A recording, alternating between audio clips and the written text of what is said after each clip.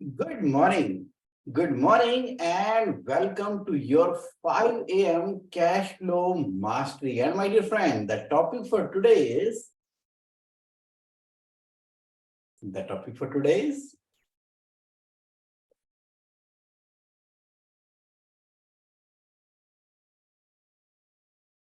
18 top business analysis point of cash rich business. मतलब कि वो कौन से 18 पॉइंट्स हैं जिसको आप ना एनालिसिस करते हो तो पूरी पकड़ बनी रहती है आपके बिजनेस की। जैसे क्रिकेट का स्कोरबोर्ड है ना, उसी तरीके से आपके पास उन गोल्डन उन गोल्डन 18 पॉइंट्स के ऊपर आपकी पूरी अंडरस्टैंडिंग है प्रेजेंट कंटेक्स्ट के अंदर, और पूरा का पूरा कंट्रोल है, जिससे ना आपका बिजनेस हमेशा हमेशा हमेशा हमेशा प्रॉफिट जनरेट करेगा। Profit, money making machine.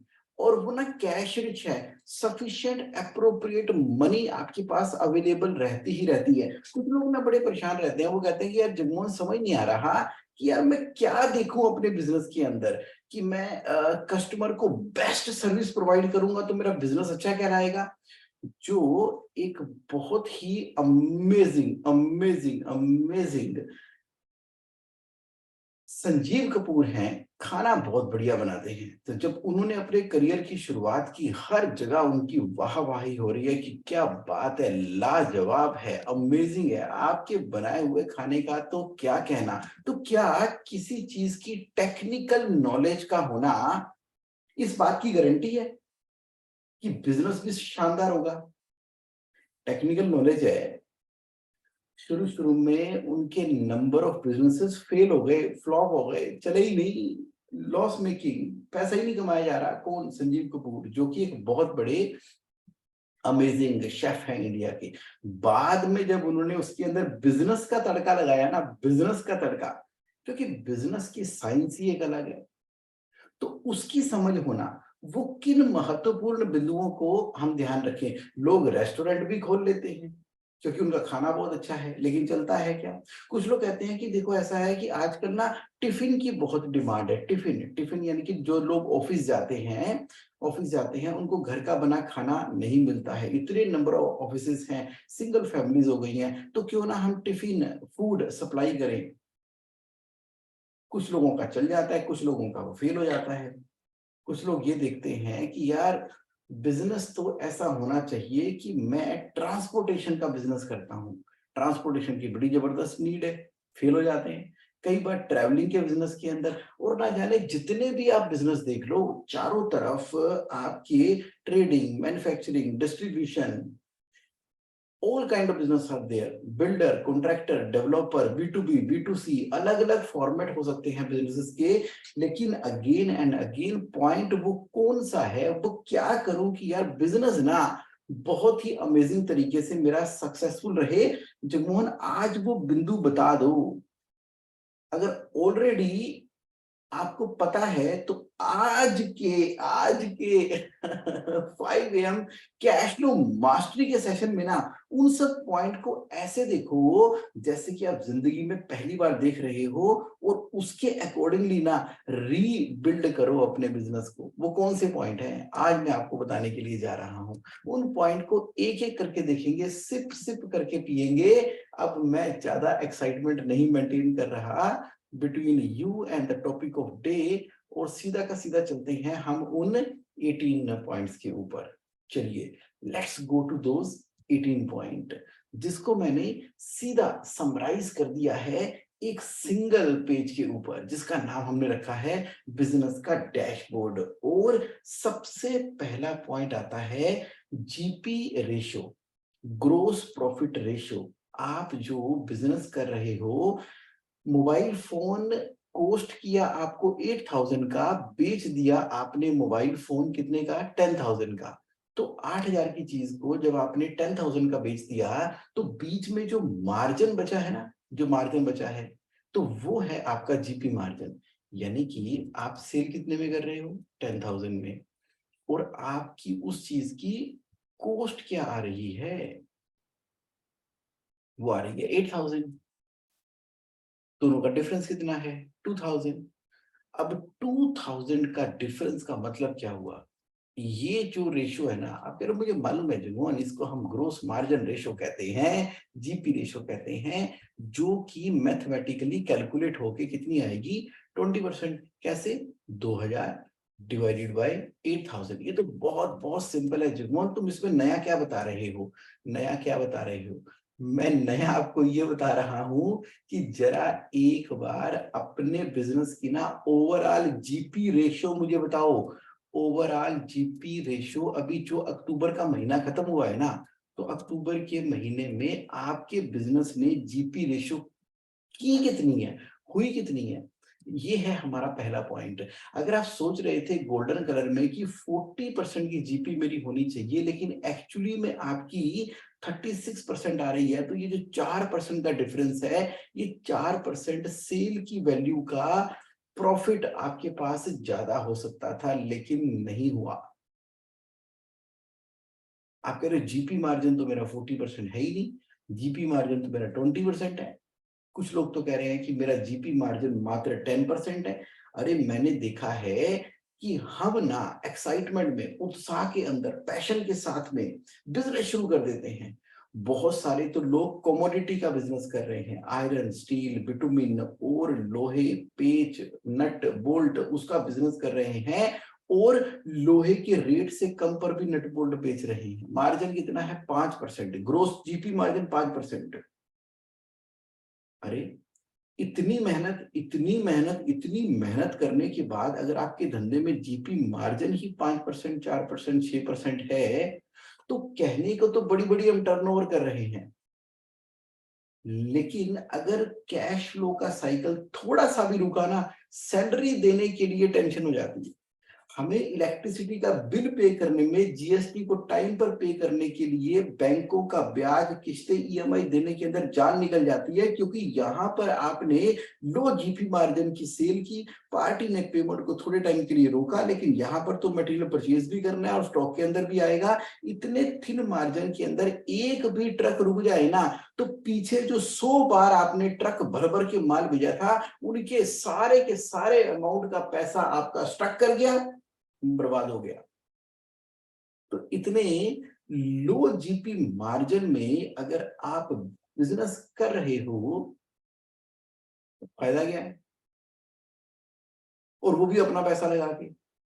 आहा, अपना पैसा लगा के लो जीपी मार्जिन पे काम कर रहे हैं तो फायदा ही कोई नहीं।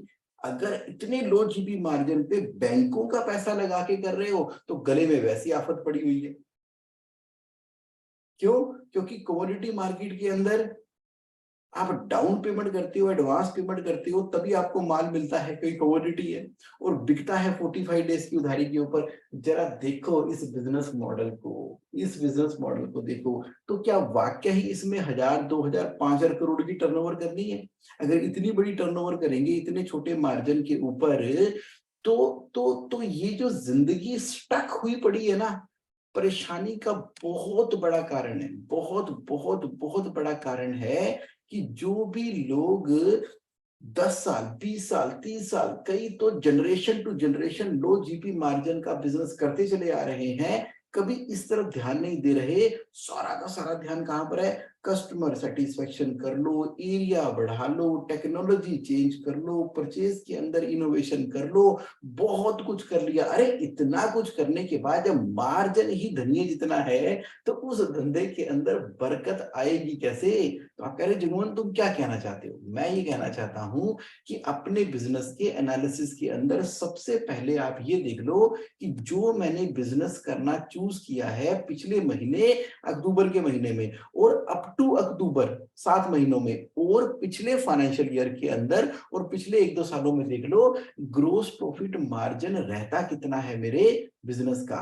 जितना छोटा थिन मार्जिन होगा उतनी डिफिकल्टी बढ़ने वाली है। मैं तो बोलूंगा कि एवरेज जीपी मार्जिन निकालने के बाद ना, आपने अपनी जीपी शीट बना के ना, जीपी शीट बना के उसको फर्दर देखना है कि मेरी आइटम्स जो है, मान लो आइटम नंबर ए है, बी है, सी है, डी है, तो इन आइटम के अंदर कितना जीपी आ रहा है पता लगे, किसी के अंदर आ रहा है 40%, तो किसी में आ रहा है 12%, और कोई तो पता लगे लॉस मेकिंग ही काम ही किए चले जा रहे हैं। ऐसी आइटम्स भी बनाते चले जा रहे हैं कि इसकी कमाई 40% वाली आइटम की कमाई 7% लॉस वाली कमाई के अंदर ही बर्बाद होती चली जा रही है। किसी के अंदर 15% जीपी मार्जिन है। अब आपने ही सोचना है कि अपनी जो प्रोडक्शन कैपेसिटी है, आपके बिजनेस की ओवरऑल जो कैपेसिटी है, आपकी जो टाइम की स्ट्रेंथ है, आपकी जो कैपेबिलिटी अगर 100% है, तो 100% कैपेबिलिटी, आपका टाइम, आपकी एफर्ट, आपकी एनर्जी आप कहां पर लगा रहे हो? ए प्रोडक्ट पे, बी प्रोडक्ट पे, सी प्रोडक्ट पे, कि सबके कॉम्बिनेशन के ऊपर या प्रोडक्ट मिक्स के ऊपर? बिजनेस डैशबोर्ड के अंदर 18 पॉइंट में से सबसे पहला पॉइंट है अपने जीपी रेशियो को देख लो। आपने कहा देख लिया, तो फिर दूसरा क्या देखें? NP ratio, net profit ratio, profit before tax की अभी मैं बात कर रहा हूं। तो मिनिमम 10% तो होना चाहिए, 15% तो कर लिया करो। 10 से 15% का अगर नेट प्रॉफिट मार्जिन है तो वो बिजनेस कहलाएगा, चाहे आप प्रोजेक्ट बिजनेस के अंदर हो, कॉन्ट्रैक्ट बिजनेस के अंदर हो। तो एक्चुअली में आ कितना रहा है? 3% आ रहा है। जीपी कई बार ज्यादा हो सकती है, लेकिन खर्चे इतने ज्यादा है, खर्चे इतने ज्यादा है कि नेट प्रॉफिट मात्र 10% की जगह 3% ही आ रही है। तो लगे रहो, मेहनत करते रहो।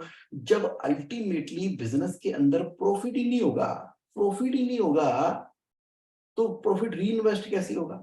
अगर प्रॉफिट नहीं होगा तो री इन्वेस्ट नहीं होगा, री इन्वेस्ट नहीं होगा तो बिजनेस ग्रो कैसे करेगा? जब पेड़ को पानी ही नहीं मिलेगा ग्रो करने के लिए, खाद नहीं मिलेगी, तो बिजनेस ग्रो कैसे करेगा? बस वो टोपियां घूमती रहेगी, लोन ले लो, खर्चे पूरे कर लो, फिर फर्दर पेमेंट आएगी, उससे लोन उतार दो, और काम करने के लिए और लोन ले लो, यहां से पैसे उठा लो, डेटर्स के पीछे पड़े रहो, भाई साहब पैसे दे दो, पैसे दे दो, सप्लायर को भी दे रहा हूं, अभी कर रहा हूं, हो रहा है, कुछ इन्वेंटरी में ब्लॉक हो गया।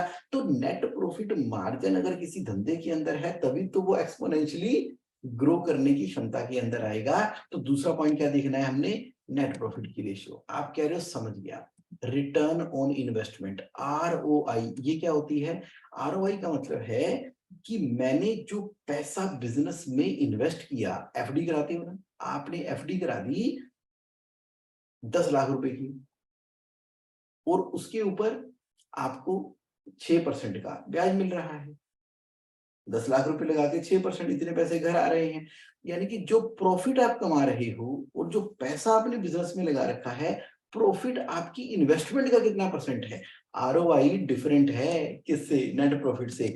नेट प्रॉफिट तो होता है कि जो हम सेल करते हैं उसके ऊपर प्रॉफिट कितना कमाया। आरओआई होता है कि बिजनेस में कितना पैसा हमने अपना लगाया और रिटर्न क्या मिल रही है। एक बिजनेस में कम से कम 33% की पर एनम की रिटर्न तो आनी चाहिए, तभी तो बिजनेस कहलाएगा, एक्सपोनेंशियली ग्रो तभी करेगा। अगर बिजनेस के अंदर रिटर्न ही 8%, 7%, 6%, 5%, 3%, 2% पर एनम की आ रही है, तो बस लगे रहो, लगे रहो, लगे रहो, मेहनत करते रहो, तो उससे रिजल्ट कोई आने वाला है नहीं। तो आरओआई की परसेंटेज को चेक कर लो। तभी कुछ लोग जो एक ऐसे विशियस लूप के अंदर फंसे हुए हैं, जहां पर फंसे थे, फंसे हैं, फंसे ही रहेंगे, क्योंकि आरओआई नहीं है। इससे अच्छा तो बिजनेस की जगह पैसा कहीं एफडी में लगाया होता, उसमें से ज्यादा फायदा हो जाता। इतनी मेहनत और परेशानियां और मनी को मैनेज ना करना पड़ता। लोगों ने तो कई बार ऐसी गलतियां कर रखी हैं कि दिन रात 24 घंटे बिजी, सांस लेने की फुर्सत नहीं है, लेकिन जितनी कैपेसिटी डेवलप कर ली है, 1 फैक्ट्री, 2 फैक्ट्री, 3 फैक्ट्री, 4 फैक्ट्री लगा रखी है, जितना पैसा इन्वेस्ट किया हुआ है, इतनी इतनी प्लांट, इतनी इतनी साइटें खड़ी कर रखी हैं, एक एक जगह के ऊपर चीजों को मैनेज करने के लिए 15-15, 20-20, 50-50 प्रोजेक्ट खड़े कर लिए, ऑल ओवर इंडिया के अंदर ब्रांचेस पे ब्रांचेस खोले चले जा रहे हैं। यूएस, कनाडा, उससे अलावा ऑस्ट्रेलिया, जर्मनी, यूरोप, स्कॉटलैंड, पता नहीं कहां कहां पर अपना पूरा का पूरा सेटअप फैला लिया है। इतने पांव फैला लिए हैं, इतनी इन्वेस्टमेंट, इतनी सर्कुलेशन की टेंशन ले रखी है, बचता क्या है? कई बार तो लॉस हो रहा है, कई बार तो बिल्कुल धनिया जितना अमाउंट बचता है। आरओआई, आरओआई की परसेंटेज। तो आप जब बिजनेस कर रहे हो तो उसमें देखो आरओआई की परसेंटेज अगर 33% पर एनम से नीचे आ रही है ना, तो कोई गलती कर रहे हो, गलती कर रहे हो। तो वहां पर या तो कैपेसिटी को डिक्रीज करेंगे या बिजनेस मॉडल को ही चेंज करेंगे। आहा, ठीक है, आप कह रहे हो, ओके, समझ गए। तो थर्ड पॉइंट के अंदर आप बहुत अच्छे से समझ गए आरओआई। फोर्थ पॉइंट क्या देखना है, इन्वेंट्री टर्न।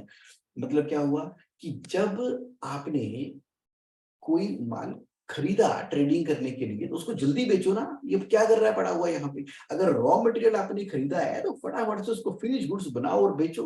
अगर आपने कोई प्रोजेक्ट टेकअप किया है, कॉन्ट्रैक्टर हो, बिल्डर हो, तो प्रोजेक्ट आया है उसकी टाइमलाइन से उसको खत्म करो। प्रोजेक्ट डिले पे डिले पे डिले होता चला जा रहा है, पैसा वर्क इन प्रोग्रेस के अंदर फंसा हुआ है, कहीं अप्रूवल के अंदर फंसा हुआ है। इन्वेंट्री टर्न का मतलब है कि जितनी आपकी सेल है, पूरे साल में जो सेल करते हो और जितना पैसा आपको इन्वेंट्री में रखना पड़ता है, तो सेल में से जीपी माइनस कर देना तो कॉस्ट ऑफ गुड्स सोल्ड आ जाएगी।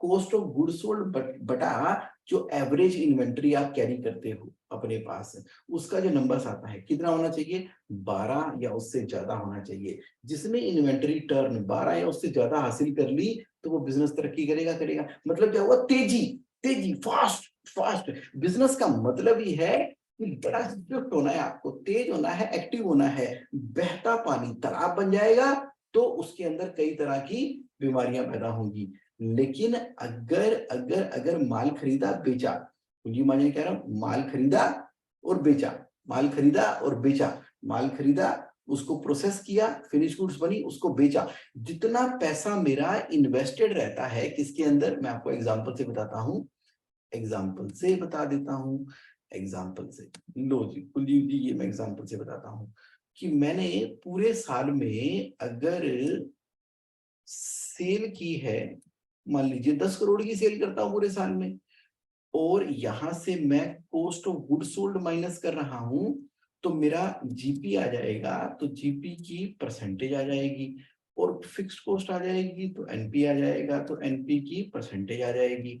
तो अगर आपके बिजनेस में जीपी मार्जिन मान लीजिए 30% का है, इसका मतलब है कि आप 10 करोड़ की सेल के ऊपर कितना प्रॉफिट कमा रहे हो, 3 करोड़ का। तो यानी कि आपकी कॉस्ट ऑफ गुड सोल्ड कितनी है, 7 करोड़ की। अब देख लेते हैं इन्वेंट्री कितने की पड़ी हुई है आपके पास। इन्वेंट्री पड़ी हुई है मान लीजिए 2 करोड़ की, इन्वेंट्री पड़ी हुई है 2 करोड़ की। अब इन्वेंट्री टर्न क्या होगी, इन्वेंट्री टर्न क्या होगी, इन्वेंट्री टर्न होती है कि जितने की मेरे पास इन्वेंट्री पड़ी है, जितने की इन्वेंट्री मेरे पास पड़ी है, कितने की पड़ी है जी इन्वेंट्री, देखते हैं। मेरे पास इन्वेंट्री पड़ी है 2 करोड़ की, is equal to cost of goods sold कितनी है, 7, डिवाइडेड बाय कितने की इन्वेंट्री है, 2 करोड़ की। तो इन्वेंट्री टर्न कितनी हो गई, 3.5। मैं कह रहा हूं 12 बार इन्वेंट्री घूमनी चाहिए। अगर 12 बार इन्वेंट्री घूमनी चाहिए, सिर्फ 3.5 टाइम घूम रही है तो क्या फायदा।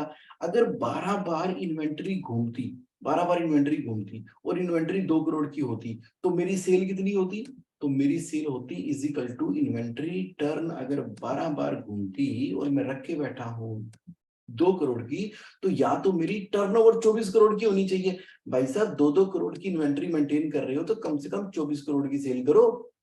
या फिर अगर मैंने मैंने अगर मान लो मात्र 7 करोड़ की ये कर रखी है और मेरी 12 होनी चाहिए, तो इन्वेंट्री कितनी होनी चाहिए, is equal to 7 crore divided by 12, यानी कि मेरे पास इन्वेंट्री 58 लाख से ज्यादा नहीं होनी चाहिए। जो माल मैं रख के बैठा हूं, या तो वो 58 लाख रुपए का माल हो, 58 लाख का माल रख के आप एनुअल सेल 10 करोड़ की करते हो तो मजे की बात है। या अगर आप 2 करोड़ की इन्वेंट्री रख के बैठे हो, 58 लाख की जगह 2 करोड़ की इन्वेंट्री रख के बैठे हो, तो आपके पास फिर टर्नओवर भी तो कितनी होनी चाहिए, 24 करोड़ की होनी चाहिए। या सेल कम कर रहे हैं या इन्वेंट्री ज्यादा रखी हुई है। तो अगर इन्वेंट्री ज्यादा रखी हुई है 58 लाख की जगह 2 करोड़ की, इसका मतलब कितना फालतू पैसा बिजनेस में लगा रखा है, 2 करोड़ माइनस 58, यानी कि 1.5 करोड़ रुपया, कितना, 1 करोड़ 42 लाख रुपए एक्स्ट्रा लगा रखा है बिजनेस के अंदर। 1 करोड़ 42 लाख रुपए एक्स्ट्रा बिजनेस में लगा रखा है, इतने का लोन ले रखा है, ब्याज भर रहे हैं उसके ऊपर। भाई 10 करोड़ की सेल तो 58 लाख की इन्वेंट्री से हो ही जानी चाहिए, लेकिन आप 2 करोड़ की इन्वेंट्री से कर रहे हो, तो इन्वेंट्री टर्न 3.5 है। तो समझ आ गई पॉइंट क्या बोला मैंने, कि अपनी इन्वेंट्री टर्न को चेक करो। अगर इन्वेंट्री टर्न होनी चाहिए 12 है उससे कम, तो क्या होगा, तो क्या होगा, पैसा फंसा रहेगा इन्वेंट्री के अंदर। आप कह रहे हो ठीक है जगमोहन, पूरी तरह से समझ आ गई आपकी बात, पूरी तरह से समझ आ गई है, ठीक है डन। अब अगला पॉइंट क्या है, करंट रेशियो। करंट रेशियो 2 होनी चाहिए। मतलब करंट रेशियो कैसे निकलती है, आपके पास जो करंट एसेट्स हैं, अब ये करंट एसेट्स क्या होते हैं, करंट एसेट्स यानी कि कस्टमर से पैसा लेना है आपके डेटर, इन्वेंट्री आपके पास जो पड़ी हुई है, अच्छा कैश एंड बैंक बैलेंसेस जो आपके पास है, आपने कोई सिक्योरिटी डिपॉजिट दिया हुआ है, कोई एडवांस टैक्स जमा कराया हुआ है, आपकी बैलेंस शीट के अंदर वो सारे के सारे करंट असेट्स जो हैं, जो कि नॉर्मल कोर्स ऑफ बिजनेस के अंदर जनरेट होते हैं, जो कि रिसीवेबल है 1 ईयर और लेस के दौरान, वो करंट असेट्स हैं। और करंट लायबिलिटी क्या होती है, जो आपने सप्लायर को पेमेंट करनी है, जो एडवांस फ्रॉम कस्टमर रिसीव हुआ है, जो कि ड्यूटीज एंड टैक्सेस पे करने हैं, कोई salary payable, electricity payable, telephone payable, जो करंट लायबिलिटी है। तो करंट असेट हमेशा 2 होने चाहिए और करंट लायबिलिटी 1। इससे बिजनेस के अंदर ना लिक्विडिटी अच्छी बनी रहेगी। तो 2 की जगह अपनी चेक करो कितनी आ रही है। अगर 2 से ज्यादा आ रही है तो बुरा है, बैड, यानी कि ज्यादा पैसा लगा हुआ बिजनेस के अंदर। अगर 2 से कम आ रही है तो वर्ष है, क्योंकि पैसा कम लगा हुआ है, हमेशा हाई तौबा मची रहेगी।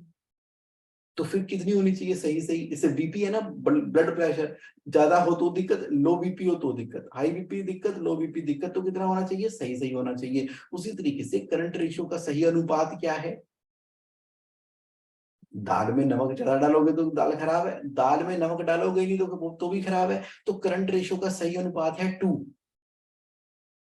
अब जो आपके पास करंट असेट है उसमें से इन्वेंट्री माइनस कर दो, इन्वेंट्री तो जब बिकेगी तब बिकेगी, जितने लेने उतने देने, जितने लेने उतने देने, कस्टमर से कितने लेने, सप्लायर को कितने देने, ये रेशियो होनी चाहिए 1। अगर 1 से ज्यादा है तो पैसा कस्टमर के पास फंसा है, अगर 1 से कम है तो मारामारी, ना बैंकों में पैसे हैं ना कस्टमर से लेने हैं, अगर कस्टमर से ले लिया तो बैंकों में बड़े होने चाहिए। तो सही अनुपात क्या है, 1। अगर 1 से कम है तो भी दिक्कत, 1 से ज्यादा है तो भी दिक्कत। आप कह रहे हो समझ गए, क्विक रेशियो रखो 2, करंट रेशियो रखो 2, क्विक रेशियो रखो 1। तो ये पॉइंट बिजनेस को मेंटेन करके चलेगा। नेक्स्ट पॉइंट क्या है, कस्टमर कितने दिनों में पैसे देते हैं। आइडियल क्या है, एडवांस 0 डेज के अंदर, नहीं तो 7 डेज के अंदर। तो चल कितने रहे हैं चेक करो, इन्वेंट्री अब डेज में कैलकुलेट कर लो। अगर इन्वेंट्री टर्न 12 है, यानी कि साल में 12 महीने होते हैं, तो 30 डेज आ गई। तो इसको चाहे टर्न में देखो चाहे डेज में देखो, डेज में देखना आपको आसान लगता है तो डेज में भी देख लिया करो, टर्न में भी देख लिया करो, डेज में भी देख लिया करो। आपकी इन्वेंटरी कितने डेज की पड़ी हुई है, सप्लायर आपको कितने दिनों की उधारी देते हैं। अगर आप सप्लायर को एडवांस पे पेमेंट कर रहे हैं तो 30 डेज है, 30 डेज में आप अगर आप सप्लायर को एडवांस पे पेमेंट कर रहे हैं तो 0 डेज है, जीरो डेज है, 0 डेज है। तो 0 डेज होंगे तो आपके अपने पैसे ज्यादा लग जाएंगे। तो कितनी होनी चाहिए, 30 होनी चाहिए, 45 होनी चाहिए, 60 होनी चाहिए। कुछ तो क्रेडिबिलिटी हो ना, आपके नाम पर ही आपको सामान मिल जाता है और आपको आराम से 30 से 90 डेज के अंदर पेमेंट करनी होती है। चल कितने रहे हैं, ये वाला पॉइंट हो गया। अब डेटर डेज में इन्वेंटरी डेज को ऐड करके जब क्रेडिटर डेज को माइनस करते हो तो वो आता है कैश कन्वर्जन साइकिल, यानी कि ओवरऑल कितने दिनों में मेरा पैसा घूम रहा है। ये चेक करो कैश कन्वर्जन साइकिल, जितना छोटा उतना बेहतर। अब ये बिजनेस करने के लिए आपके पैसे लगे कितने होने चाहिए, 3 करोड़, लगे कितने हैं 4 करोड़। क्यों, क्योंकि थोड़ी इन्वेंट्री ज्यादा है, थोड़े डेटर ज्यादा है, जिसके चक्कर में आपकी क्विक रेशियो 2 से ज्यादा हो गई। इसका मतलब क्या हुआ कि 3 करोड़ की जगह 4 करोड़ रुपए लग गए, 1 करोड़ फालतू लग गई, देखते सारी पता लग गया। आप कह रहे हो कमाल के पॉइंट दिए जुगमोहन, ये तो देखते सारी पता लग गया कि मेरा बिजनेस चल कैसे रहा है। डेप्ट इक्विटी रेशियो, डेप्ट यानी कि लोन, इक्विटी यानी कि आपका अपना पैसा, आपने कितना लोन ले रखा है। अगर नहीं ले रखा तो 0 होगा, अगर लोन ले रखा है तो जितने आपने लगाए उतने का लोन लिया तो ये हो जाएगी 1, जितने आपने लगाए और आपने लोन उसके दुगना ले रखा है तो ये हो जाएगा 2। आइडियली कितना होना चाहिए, 0।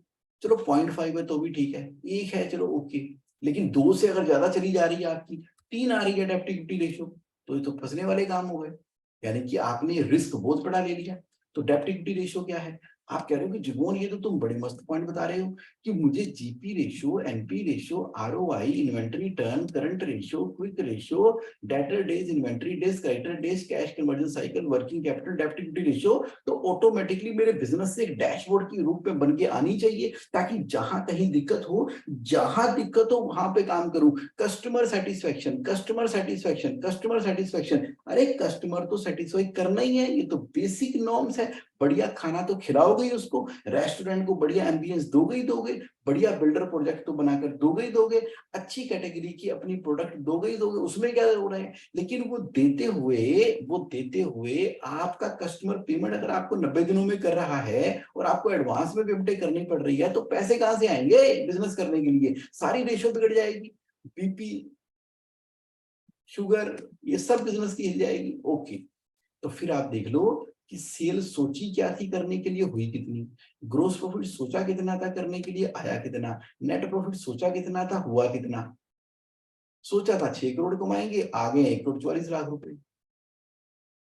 प्रॉफिट तो ठीक है, लेकिन कैश प्रॉफिट कितना है। कैश प्रॉफिट क्या होता है कि आपने सेल तो कर दी, सेल वो सेल है जिसके पैसे घर में आ गए, सेल कर दी, कस्टमर ने पैसे दे दिए। मान लीजिए आपने सेल कर दी, कस्टमर आराम आराम से पेमेंट करते हैं, आपने सेल कर दी, प्रॉफिट कमा लिया, पैसे इन्वेंटरी में फंसे हुए हैं। ये देखो फॉर एग्जांपल, अभी आपने क्या किया कि आपके कस्टमर कहते हैं ले लेना पैसे 60 दिन में, इन्वेंटरी 90 दिनों की पड़ी हुई है, क्रेडिटर्स कह रहे हैं कि जल्दी दो पैसे। तो अब क्या हुआ, प्रॉफिट तो वही का वही कमाया हमने, कितना, 1 करोड़ 44 लाख का प्रॉफिट कमाया, लेकिन कैश प्रॉफिट तो -12 करोड़ का हो गया। क्यों, 18 करोड़ की कैपिटल लग गई। क्यों लग गई, लग गई ना, क्योंकि पैसे तो कहां फंसे हैं, डेटर्स के पास इन्वेंटरी के अंदर फंसे हुए हैं, सप्लायर पैसे मांग रहा है, कैश कन्वर्जन साइकिल 28 की जगह 152 दिनों का हो गया है। तो प्रॉफिट तो है लेकिन पैसे ही नहीं है, और बैंकों में लोन बढ़ गया -12 करोड़ रुपए का। नेटवर्थ क्या होती है, अब आपके बिजनेस में जितने एसेट है माइनस लायबिलिटी आपकी नेटवर्थ है। तो ये आपने चेक करने हैं पॉइंट, ये पॉइंट चेक करने हैं। तो कंट्रोल करने के लिए जब आप अपने बिजनेस के अंदर आपके डेटर डेज टाइम पर पेमेंटें आ रही हैं, इन्वेंटरी ठीक ठाक मेंटेन कर रहे हो, सप्लायर की पेमेंट ठीक है, तो ये 18 पॉइंट आपको बता रहे हैं कि प्रॉफिट भी कमा रहे हैं, कैश प्रॉफिट भी है, बैंकों में बैलेंस भी है, चीजें ब्रॉडली अंडर कंट्रोल है, ब्रॉडली अंडर कंट्रोल है। तो माय डियर फ्रेंड्स, ये हैं वो 18 पॉइंट्स जिसकी मैं बात कर रहा था। तो इन 18 पॉइंट्स को अगर आप देख रहे हो तो बहुत अच्छी बात है, नहीं देख रहे हो तो देख लो, कुछ पॉइंट को देख रहे हो तो सभी को देखो, सभी पॉइंट को देख रहे हो तो आपके बिजनेस को तरक्की करने से कोई रोक ही नहीं सकता। क्यों, क्योंकि कैश फ्लो हेल्पलाइन हमेशा आपके लिए तैयार है, इंप्रूव करने के लिए आपके कैश फ्लो को फास्ट। तो जैसे ही आप जाते हो कैश फ्लो हेल्पलाइन के अंदर, तो आपके हर क्वेश्चन के आंसर तो मिलते ही मिलते हैं। चलिए, ये मैं आपके सामने टॉपिक रखना चाहता था, 18 पॉइंट जो आपके बिजनेस के लिए हैं। तो जो लोग आज मेरे साथ लाइव हैं, तो बताइए बताइए बताइए, तो आज कैसा लगा, कैसा लगा आज का session. How was today's session? अगर आपका कोई क्वेश्चन है तो you can ask your question. अगर आप अपना कुछ एक्सप्रेशन देना चाहते हैं तो you can give your expression in the chat box. और आपके लिए अगले हफ्ते और अमेजिंग सैटरडे को मैं टॉपिक लेके आ रहा हूं, सो दैट आप कैश फ्लो की ना मास्टरी करते जाओ और प्रॉफिटेबल और कैश बिजनेस बनाते चले जाओ। डॉक्टर संजय जी, आपका स्वागत है, amazing session, thank you. Rahul ji कह रहे हैं good morning, great learning how to benchmark the ideal working capital for my business. पहली बात तो आपका राहुल अग्रवाल जी अपने से खुद कंपटीशन है, तो पिछली बार में जो आपने किया उससे इंप्रूव करना है, पहले सेल्फ कंपटीशन हो गया। दूसरा, moneycontrol.com की साइट के ऊपर जाकर आपकी जैसी जो कंपनियां हैं और वो इंडियन लेवल के ऊपर लिस्टेड हैं, तो वो क्या प्रॉफिट कमा रही है उनको ले सकते हो। जो वो कंपनियां हैं लिस्टेड नहीं है, तो टॉफलर की साइट पे जाकर, टॉफलर TOFLER, टॉफलर की साइट पे जाके वहां से उनका बेंचमार्क देख सकते हो, जिससे कि आपको पता लग सके कि लिस्टेड कंपनियां कैसे कर रही हैं, अदर कंपनियां कैसे कर रही हैं, आपका अपने से कंपटीशन कितना है। तो आप देखो, GP margin 40%, net profit margin 15%, ROI 33%, cash conversion cycle negative, current ratio 2:1, quick ratio 1:1, डेप्ट इक्विटी 0। देखा, इस तरह से ये आइडियलिस्टिक बेंचमार्क है और अपने बिजनेस के हिसाब से आप उसको देख सकते हो। Devdutt Bhatia ji, very good explanation and revision, thank you Devdutt Bhatia ji. Sanjay ji, thank you so much. वाह, क्या बात है डॉक्टर साहब, आपके आने से तो रौनकें लग जाती हैं। Inventory turn vary from business to business, yes vary करती है। फॉर एग्जांपल ज्वेलर है, अगर ज्वेलर जो है वो 4 इन्वेंटरी टर्न हासिल कर लेना, वारे न्यारे हो जाएंगे उनकी। आमतौर पे ज्वेलर की जो इन्वेंटरी टर्न है ना, वो 1.5 से लेके 2.5 के बीच में चल रही है। तो मैं हमेशा कहता हूँ कि 4 से 6 के बीच में तो लेकर आओ। सुशील जी कह रहे हैं good session, thank you Selvam ji for your participation. Aakash ji thank you. Selvam ji, business dashboard I am get to create, बस कर दो, day is today, time is now. ठीक है Maheshwar ji, thanks, very interesting, can we have 1-to-1? बिल्कुल डेफिनेटली, बस अब दिवाली सेलिब्रेट करते हैं और मिलते हैं इमीडिएटली दिवाली के बाद 1-to-1 सेशन के अंदर। Thank you so much everybody for participation, have a great and amazing life ahead. फिर मिलेंगे नेक्स्ट सैटरडे को 5 AM के अंदर। बाय।